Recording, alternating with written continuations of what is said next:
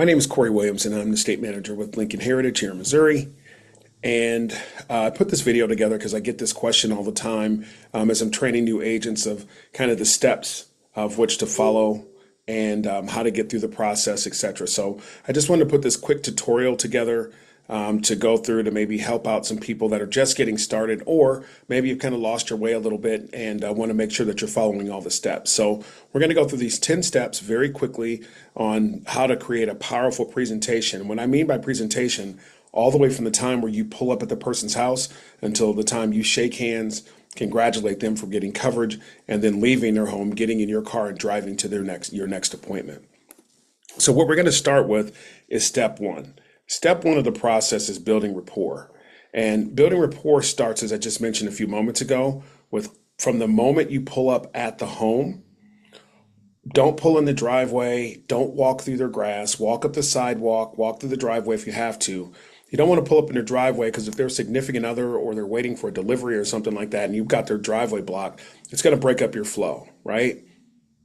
And when you walk up to the home, or whether it's an apartment complex or whatever the case is, or a senior center or 55 and older senior building, you want to make sure that you're trying to find something to build rapport with them, right? So if you walk up to a home and you see that there's a children's play set outside and the person that is 75 in the lead, it's a pretty good chance they're probably a grandparent, obviously, or they're living with their children, right? So when you get up to the door, knock on the door, make sure you have a good, rhythmic, strong knock so that they can hear you, but not over the top where you're shaking their home. When they come to the door, you're obviously going to greet them, use their first name. You want to try to stay away from first and last name. It's too formal. Use their first name, your first name, who you represent, right? And then verify the information on the lead. You want to try to do that as quickly as you possibly can so that there is no confusion about why you're there, who you represent, etc. Also, part of building the rapport is when you step in the home, asking, would you like me to take my shoes off, or is it okay if I leave them on? It's a sign of respect. People appreciate it. 9.5 out of 10, they're going to tell you leave your shoes on. It's not that big a deal, right? But these are things that are going to help you build rapport, help you keep respectful of the person that you're talking to as you move through the process, okay? Once you get into the home, this is when the magic starts to happen.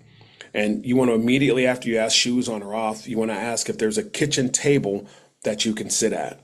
The reason I say that, and if you're a millennial listening to this, you're probably going to laugh, but back in the day, that's how we used to pay our bills, is sitting at a kitchen table with our checkbook. Believe it or not, a lot of your clientele is still going to be doing that, even though there's apps and all kinds of other ways to pay your bills today. So getting them to the kitchen table gets them in a format that's going to make it easier for them to say yes to you, because that's where they're used to pulling out their checkbook and paying their bills and those kinds of things anyway. All right. Step two. Step two in our process is verifying the information on the lead. So when you walk in with the lead, you've built the rapport, you're going to verify the information on the lead. Now be smart when you do this. If they live at 123 Main Street and you came to 123 Main Street and they've let you in and you know that that's the person, I wouldn't necessarily verify the address anymore because you're there, right? Maybe the zip code, but I'm not going to ask them what their address is again if I'm sitting in their home. But I am going to verify some of the information on the lead. If they want to be buried or cremated, how much coverage they're looking for, who's the person that's going to pick up the pieces when they pass away. That's super important because you're going to use that person's name, their beneficiary, through the rest of the process. So once you verify everything, all the information on the lead, again, if they want to be buried or cremated, how much coverage, why did they complete the form, those kind of things, it's super necessary because that's going to really help you out throughout the process as you're going through helping them get set up. Number three is transition to the presentation, okay? So it goes a little something like this. After you've found out all the information from them, hey, Mrs. Jones, I mentioned this is only going to take us 15, 20 minutes. I want to be very respectful of your time. So I'm going to go through a short presentation just to give you a little history about the company, a little bit more information about myself, and then we're going to find something that fits your budget to make sure that whoever the beneficiary is, we're going to say John for this standpoint, make sure that John knows exactly what to do and, in light of your demise, that you have coverage in place. Does that make sense? And they're going to say yes. And then you're going to simply transition to the presentation. Step 4 is showing the FCGS video. Okay, so you're going to show the FCGS video, which is Funeral Consumer Guardian Society. Again, if you're here at Lincoln Heritage, you know what that is, but it's important that you show that video. Okay, once you finish the presentation, you're going to show them this video. This is going to give you an opportunity to put the rates together. Okay, so if you're not using the FCGS video, you're missing out. It's a differentiator between us and our competitors. You'll even have people cry when you show them this video because it will conjure up, emotions from when they had a family member that passed away, or they had a family member that passed away that didn't have anything in place, and they could have used something like FCGS to help plan the funeral to alleviate some of that stress that they had as they were going through that particular process. So number 5, again, here at Lincoln, we use the good, better, best form, which we affectionately call the money sheet. So as they're watching the video, this is going to give you an opportunity to complete the money sheet. Okay, you're going to provide them with their accidental death and dismemberment coverage, and then you're going to give them the 3 options, the good, better, best. You're going to give them an opportunity to select which plan makes the most sense for them, and then you're simply going to close the deal, which is a completely different video. Okay, so you're going to complete the money sheet while they're watching the video. Once the FCGS video is done, you're going to show them the money sheet, verify everything, and then move to the 6th step. The next step is going to simply be to call underwriting. Our underwriting process is super simple here. Again, you can help 99% of the people that we sit and talk with, so you don't need a bunch of other products or to try to be a broker or anything like that at all. Simply call the 800 number, obviously if you're there with the person, verify all the information from the health questions, everything that underwriting is going to ask, and let underwriting do their job from the underwriting standpoint. Ask the questions and let you know if Ms. Smith is going to be standard or modified. Pretty simple process. Step 7 is the cool down. So now they've made a selection, good, better, best.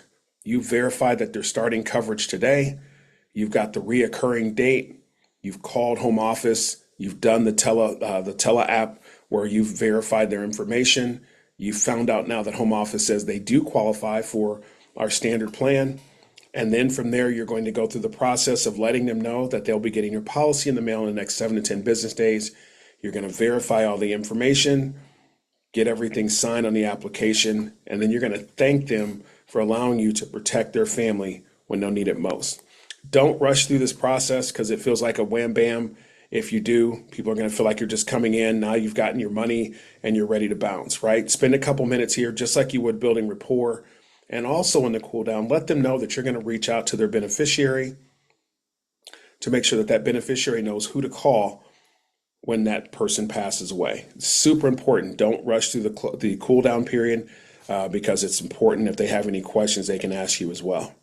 Now, one of the things that I think is amazing that Lincoln does for us is if you fill out or help the client fill out the FCGS digital form or the paper form that they'll get in the mail, it actually adds 5% production credit to you as well in reference to our annual program for 2027. So complete the digital form. It literally just takes you a couple minutes. Keep in mind, you do have some people that will get emotional through this process as well. So don't be surprised if someone cries or they get upset because they're thinking about them not being here and, thinking about what's John going to do when they pass away. This is pretty powerful stuff here, and it allows you to walk your client through this. Also, this helps with persistency. So every person that you either help fill this out or they fill it out adds with persistency by 10% on average. So, if you're rocking an 80% persistency, which is average, and you're filling out the FCGS form, the Funeral Consumer Guardian Society form with your client, you'll go to 90% on average. So pretty powerful stuff to be able to do that. And FCGS is something that we're the only company in the United States that has this. Step 9, this is the one that everybody skips over because they feel uncomfortable asking. But I'm going to give you, there's multiple ways to ask for referrals, but I'm going to give you the simplest way. I can almost guarantee if you do this, you're going to get referrals, probably 50 to 60% of the people that you talk with. And it goes like this. So, Ms. Jones, first of all, thank you for allowing me the opportunity to protect your family today. Excuse me. And in the process of that, I just want to make sure, was I high pressure at all? Was I pushy or anything like that at all as we've gotten your process in place, your program in place? Obviously, she's going to say no. Miss Jones, and the magic of this is sliding a piece of paper, or Lincoln has created some very, very nice referral sheets for us. Simply slide that sheet of paper over to them and say, I need your help. Can you think of anyone that would need our services to make sure that their family's not in a spot when they pass away? Someone from church, someone you work with, someone you bowl with, somebody you play cards with every week, somebody from your softball league, your skating league, anything like that at all, just to kind of conjure up their mind of someone they can think of. And if you do this enough times, people are going to start to give you referrals because you did a good job with them. And we all know that there's just times where people don't do this stuff, or they wait till it's too late and they leave their family in a spot. So there's a multitude to ask for referrals, but what I will tell you, whatever process you use, just make sure to ask for them. It's a free lead. It's a really simple process to help that other person, because now you're dealing with a third party of somebody that trusts them, so they'll trust you. And the 10th and final step in this process, and a lot of people, they go out and they make a sale, they close a deal, and they go home because they're excited they made a little money today, right? I would tell you that is the absolute worst thing to do. Excuse me. What you should do is, the best time to make a sale is after you've just made one. So either go to your next appointment or go to your next stop and ride that momentum of actually closing that last deal and protecting that last family. So as a recap, as we go through this process, hope this has been a benefit or a help for somebody that's watching this. But number one, again, building rapport. Don't park in the driveway. Make sure you have all your ducks in a row when you get to the home, your iPad, your paperwork, your folders, all of that stuff's in order. It's neat when you go up to the door. Verifying the information on the lead, finding out who the beneficiary is. From there, letting them know this is going to take 15 to 20 minutes. Just be straight with them. It's going to take 15 to 20 minutes. We're going to give you a little history of the company, and then we're going to find out what we can get you qualified for. Transitioning to the presentation, go through the presentation, ask if they have any questions as you're going through it, with terms like, does this make sense? Putting that between each one of the slides is going to guarantee that A, you're keeping them engaged in the process, and B, it's going to guarantee that they understand what you're saying before you move forward. Okay? Show the FCGS video, the Funeral Consumer Guardian Society video. While they're watching the video, you're going to complete the money sheet, which is the good, better, best. You're going to give them the option on the money sheet of which one to select.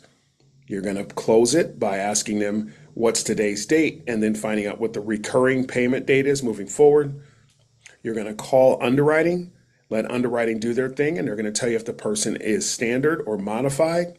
And then after that, very importantly, you're going to go through the cool down period, letting the client know in the next 7 to 10 business days they will be getting their policy in the mail, their 4 FCGS cards, and letting them know that you're going to reach out to their beneficiary, so in their demise, their family members will know what to do.